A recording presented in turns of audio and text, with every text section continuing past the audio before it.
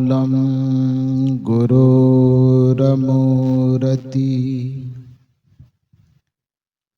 पूजामूलं गुरुर्पदं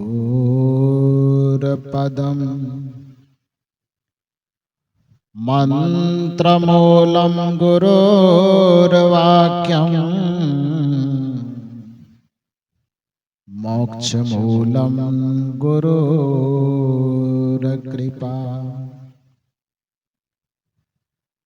अनेक जन्म संप्राप्तः कर्मबंध विदाहिने आत्मज्ञान प्रदानेन तस्मै श्री गुरुवे नमः। तस्मै श्री गुरुवे नमः। तस्मै श्री गुरुवे नमः।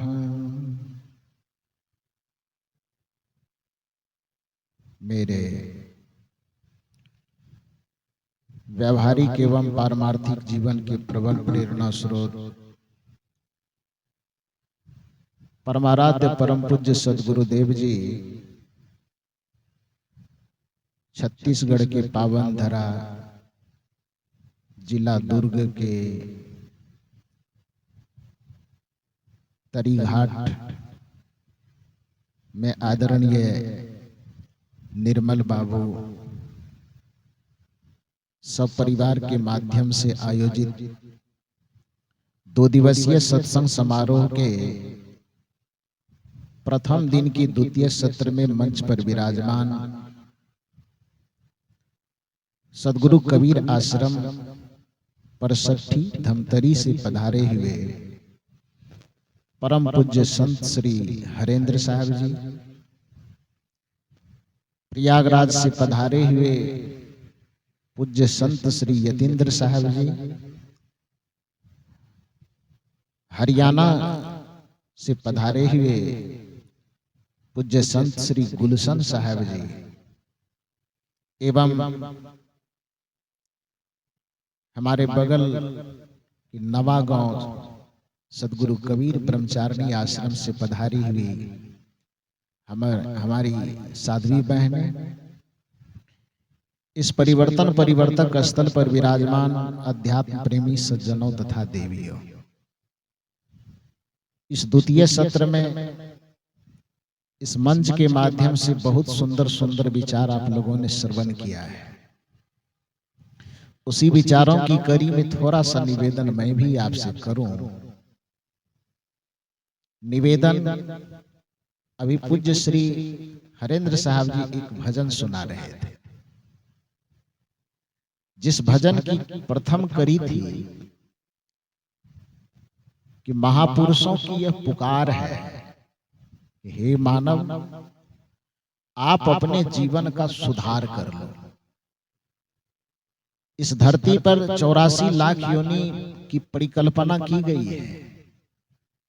इन 84 लाख योनियों में मानव ही एक ऐसा प्राणी है जिसके जीवन में सुधार की संभावना है। बाकी मानव को छोड़ करके जितने प्राणी हैं उसके जीवन में सुधार की गुंजाइश नहीं, सुधार का सारा दरवाजा वहां बंद है। आप जानते हैं एक बच्चा जब विद्यालय पढ़ने जाता है तो उसको सबसे पहले लिखने के लिए पेंसिल पकड़ाई जाती है। पहले तो स्लेट पे लिखता था तो स्लेट पे लिखने वाली पेंसिल अलग होती थी। अब कागज पर भी लिखता है तो कागज पर लिखने के लिए भी उसको पेंसिल पकड़ाई जाती है। अंग्रेजी में उसको क्या बोलते हैं? रेट, कोई कुछ लोग रेट बोलते हैं। तो कागज पर वो पेंसिल से लिखता है। कब तक लिखता है वो पेंसिल से? 2-4 क्लास तक जब तक पढ़ता है तब तक उसके हाथ में पेंसिल थमाई जाती है। उसके बाद वह बच्चा थोड़ा सा होश संभालता है, 5वां, 6ठा, 7वां, 8वां में जैसे ही जाता है उसके हाथ से पेंसिल लखवा दी जाती है, उसके हाथ में कलम धरवा दी जाती है।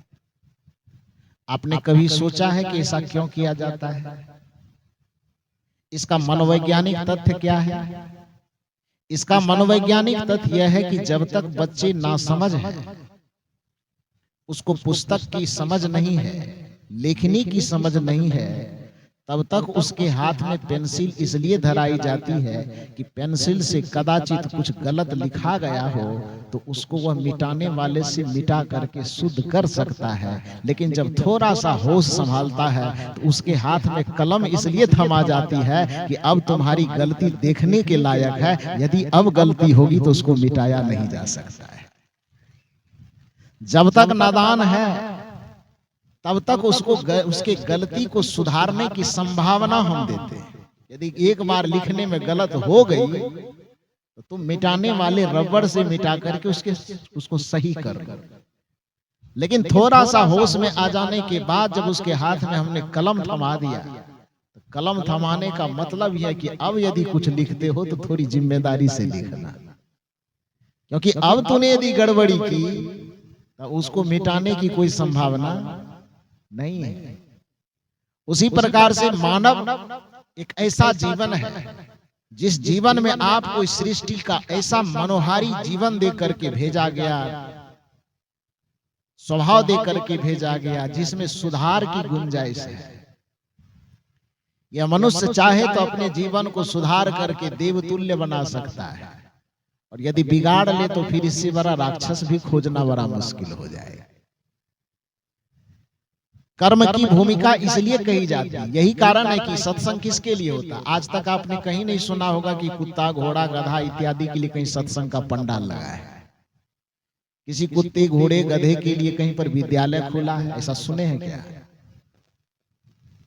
आज तक किसी बाघ को शाकाहारी होने का उपदेश दिया गया, ऐसा सुने हैं कहीं? क्यों नहीं सुने?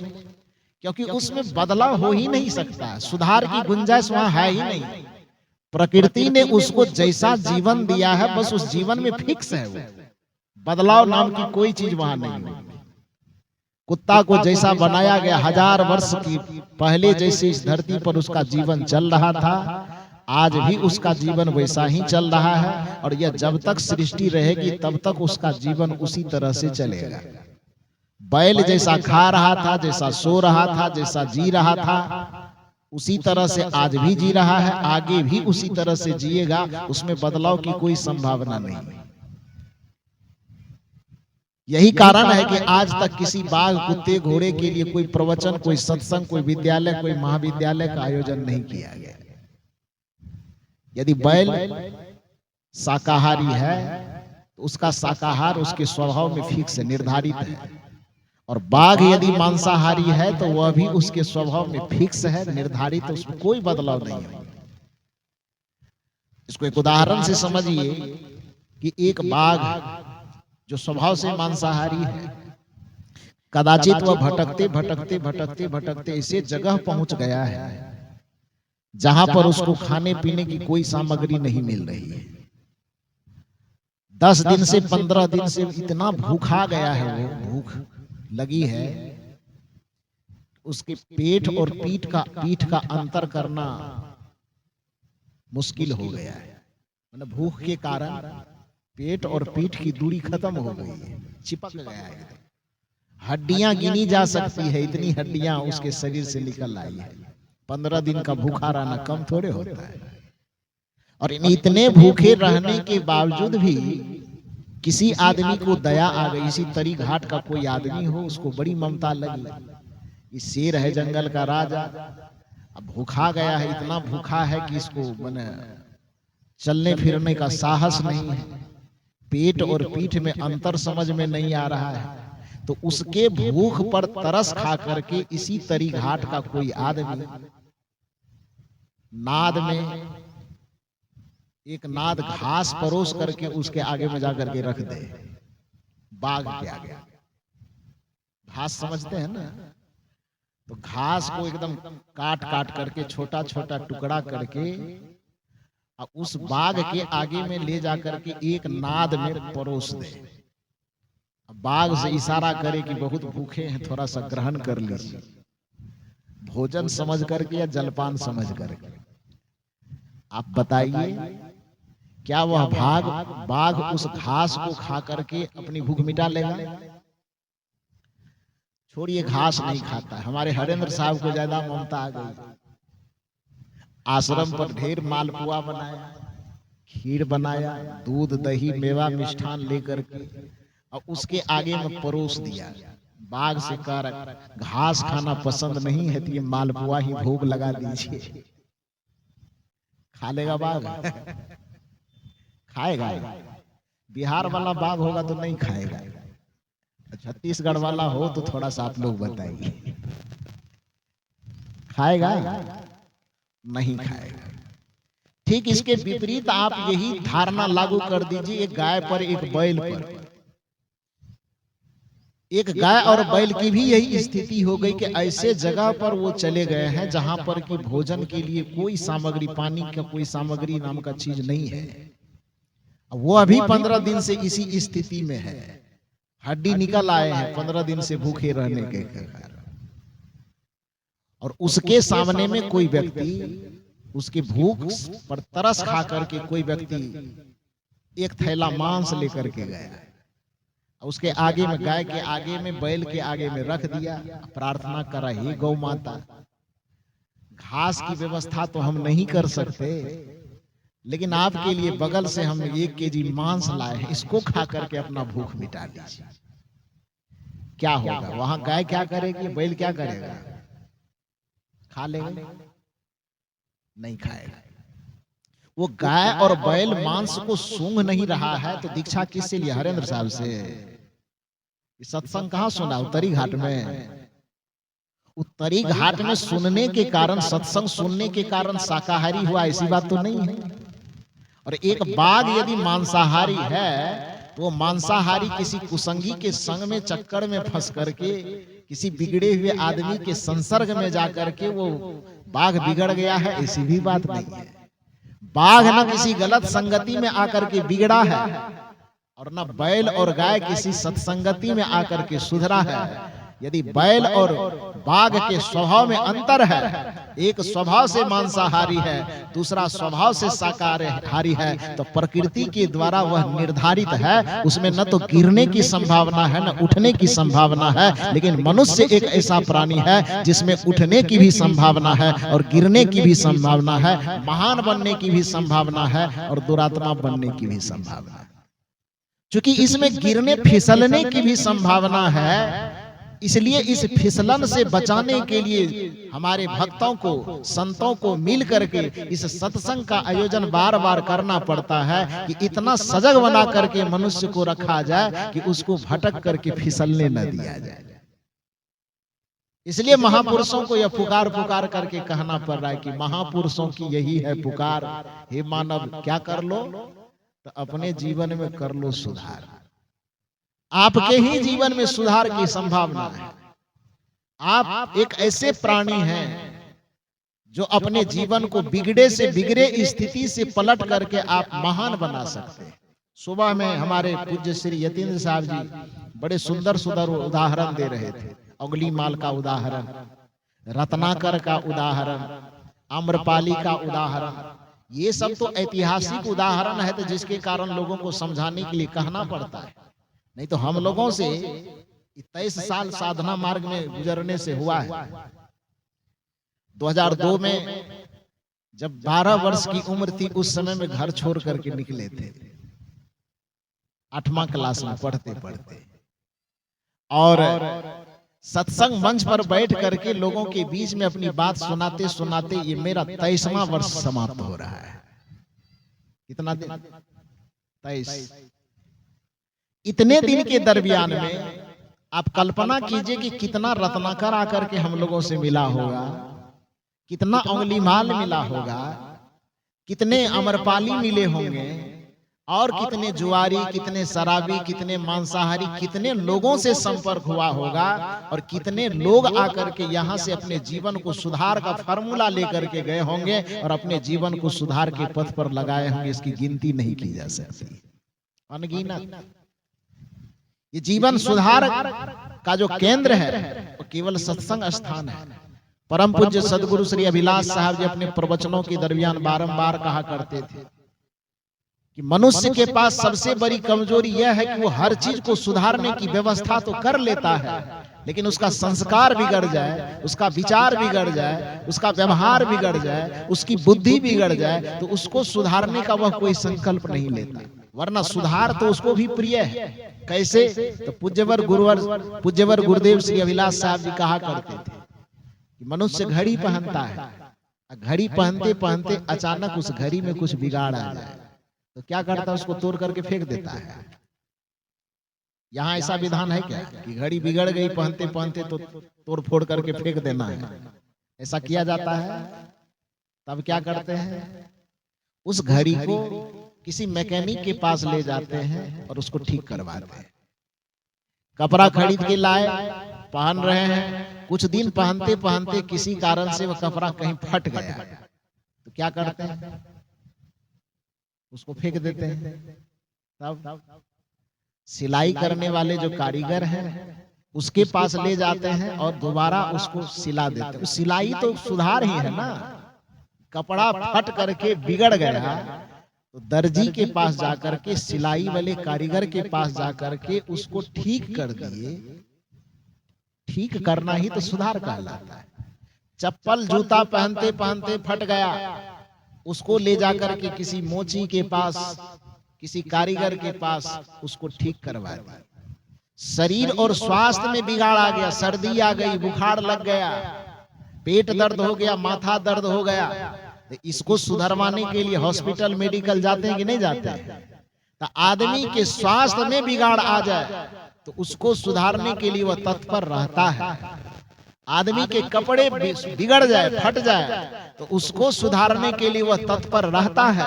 आदमी के हाथ में पहनी हुई घड़ी बिगड़ जाए तो उसको सुधारने के लिए वह तत्पर रहता है। कमर का बेल्ट, पैर का जूता बिगड़ जाए, माथे की टोपी बिगड़ जाए, उसको सुधारने के लिए वह तत्पर रहता है। लेकिन दुर्भाग्य की बात है कि मनुष्य का मन यदि बिगड़ता है, बुद्धि बिगड़ती है, तो उसको सुधारने का यह उपाय नहीं ढूंढता है।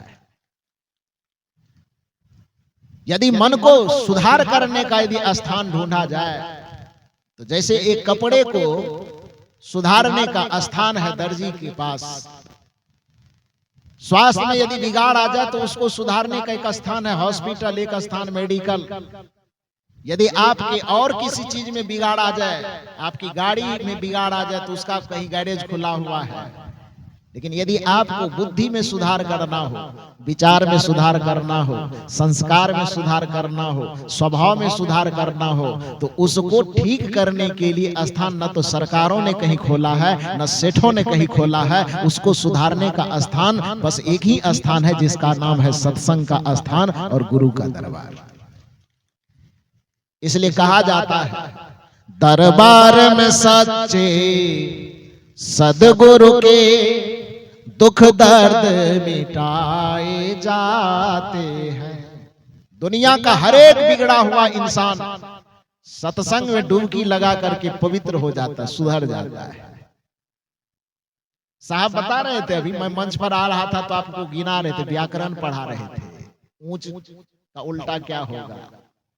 उल्टा नीच पूछ रहे थे, नीच का उल्टा क्या होगा? पावन का उल्टा क्या होगा? तो स्वाभाविक बात है, जब कोई पतित होता है तो सत्संग में आकर के पवित्र हो जाता है। जब कोई नीच प्रवृत्ति का व्यक्ति होता है तो सत्संग में आकर के उस सत्प्रवृत्ति से जुड़ जाता है। जब कोई कुसंगी होता है तो सत्संग में आने के साथ उसका रास्ता बदल जाता है, वह सुसंगी हो जाता है, सत्संगी हो जाता है। जब कोई पापी आदमी सत्संग ज्ञान गंगा में आकर के डुबकी लगाता है तो वह पापात्मा बन करके पुण्यात्मा बन करके निकलता है। इसलिए सदगुरु का जो दरबार है, जब पूरी दुनिया से आदमी ठोकर खा जाता है तो सत्संग के दरबार में, गुरु के दरबार में आने पर वह सीने से लगा करके समेट लिया जाता है कि आओ तुम्हें यहाँ सुधार करके तुम्हारा उद्धार कर देंगे। कदाचित कोई भगवान के पास जाता है तो भगवान के पास सुधार की संभावना नहीं होती। कुछ लोगों को लगता है कि हम पाप किए, अपराध किए, भूल किए, चूक किए, भगवान के शरण में जाएंगे, भगवान क्षमा कर देंगे। भगवान की सृष्टि, भगवान की संरचना इस संसार में सुधार के लिए हुआ ही नहीं है।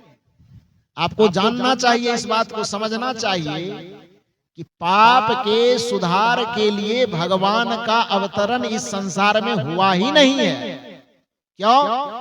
क्योंकि इस पूरे संसार में अवतरण के जो दो कारण बताए गए, अवतरण के दो आधार बताए गए, एक संत का अवतार और एक भगवंत का अवतार बताया गया ना। एक संत का और दूसरा भगवंत का। आपने देखा होगा जब यूपीएससी कोई क्रैक करता है विद्यार्थी, तो वहां से दो प्रकार की धारा निकलती है, एक आईएएस की धारा, एक आईपीएस की धारा। दोनों का रैंक एक ही है, आईएएस आईपीएस। कोई कलेक्टर बनेगा, कोई एसपी बनेगा, तो दोनों का रैंक बराबर होगा कि अलग अलग होगा? बराबर होगा।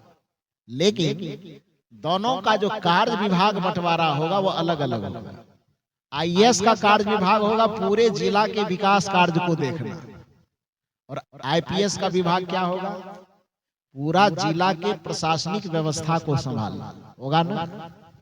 हमारे बिहार प्रदेश में जब सरपंच और मुखिया का चुनाव होता है, जो आपके छत्तीसगढ़ में भी होने वाला है, तो वहां का विधान है सरपंच प्रशासनिक व्यवस्था को देखता है और मुखिया जो है वो विकास व्यवस्था को देखता है। लेकिन यहाँ पर, हालांकि एक बार मैं कह दिया था, वहां बिहार से जैसा देख के आया था, तो वही बात मैं यहाँ बोल दिया। बाद में कुछ लोग आकर के कहे साहब यहाँ ऐसा नहीं है। मैंने कहा तब कहा यार, सरपंच का मतलब ही है विकास कार्य को देखने वाला, ऐसा ही है ना। सब फंड उंड का बंटवारा सरपंच यहाँ करते हैं, तो यहाँ जो प्रशासन व्यवस्था वाला देखता है, पंचायत वगैरह जो करता है, वो कौन सा पद है? वो पद नहीं होता है, सचिव होता है। नहीं, सचिव तो उसके साथ में सिग्नेचर उसका भी होता है। खैर अलग अलग विधान है, तो उसके उदाहरण को मत समझिए। लेकिन यूपीएससी में आप आईएएस आईपीएस को तो समझ सकते हैं। यदि कोई कलेक्टर है तो उसके जिम्मेदारी कार्य सौंपा जाता है कि पूरे जिले के विकास कार्य को वो देखे। और यदि कोई एसपी है तो रैंक तो उसका वही होगा, लेकिन उसका काम होगा कि वह पूरे जिले के प्रशासनिक व्यवस्था को देखे, न्याय व्यवस्था को देखे। यही न काम है उसका। ठीक उसी प्रकार से इस संसार में सनातन परंपरा में जो अवतरण के दो विधा बनाए गए, वो अवतरण के दो विधा है, एक संत का अवतरण, दूसरा भगवंत का अवतरण। और दोनों अवतरण को अपना अपना कार्य विभाग सौंपा गया। क्या सौंपा गया?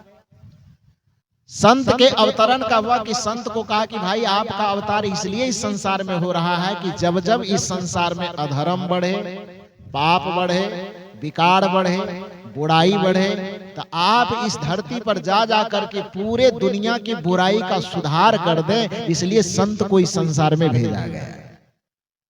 फिर प्रश्न हुआ कि भगवंत तब किस लिए आए भाई? तो कहा जाता है कि भगवंत का अवतरण इसलिए होता है कि जब जब पाप बढ़ जाए, विकार बढ़ जाए, बुराई बढ़ जाए, अवगुण बढ़ जाए, तो भगवंत इस धरातल पर आकर के पापियों का संहार कर देते हैं। अब दो शब्द आपके सामने में आया, सुधार और संहार। सुधार का मतलब क्या होता है? यदि कोई चीज बिगड़ा हुआ है तो बिगड़े हुए चीज को ठीक कर देना, यह सुधार कहलाता है। संहार का मतलब क्या होता है? यदि कोई चीज बिगड़ गया तो बिगड़े हुए चीज को तोड़ ताड़ करके, मड़ोड़ करके खत्म कर देना, मिटा देना, उसको संहार कहा जाता है। यदि आपको ये सुधार और संहार की परिभाषा समझ में नहीं आती तो एक उदाहरण मैं देता हूं। श्री राम भगवंत के अवतार है। सनातन संस्कृति में मान्यता है कि श्री राम भगवंत के अवतार है, श्री कृष्ण भगवंत के अवतार है। तो श्री कृष्ण के सामने में एक बिगड़ा हुआ व्यक्ति कंस चला जाता है, तो कंस के जीवन में कृष्ण कोई सुधार करते हैं कि कृष्ण का संहार करते हैं? थोड़ा जोर से बोलिए। मैंने पहले कहा था सुबह में ही कि मेरा कुछ सवाल होगा, उसका जवाब आपको देना होगा, और जवाब देते चलिए बढ़िया से। ये कृष्ण जी यहाँ पर सनातन परंपरा में भगवंत के अवतार है ना, माने जाते हैं ना। श्री कृष्ण के सामने में इस दुनिया में बहुत बिगड़ा हुआ आदमी जो उसके जमाने में था, उसका नाम था कंस। वह कंस जब अपने बिगड़े हुए बुद्धि, बिगड़े हुए संस्कार, बिगड़े हुए आचरण, बिगड़े हुए व्यवहार, बिगड़े हुए स्वभाव को लेकर के जाते हैं, तो श्री कृष्ण जी अपने बुद्धि, विवेक, ज्ञान, त्याग, तप के प्रभाव से कंस के जीवन में सुधार लाता है कि सुदर्शन से सीधे कंस का संहार करते हैं।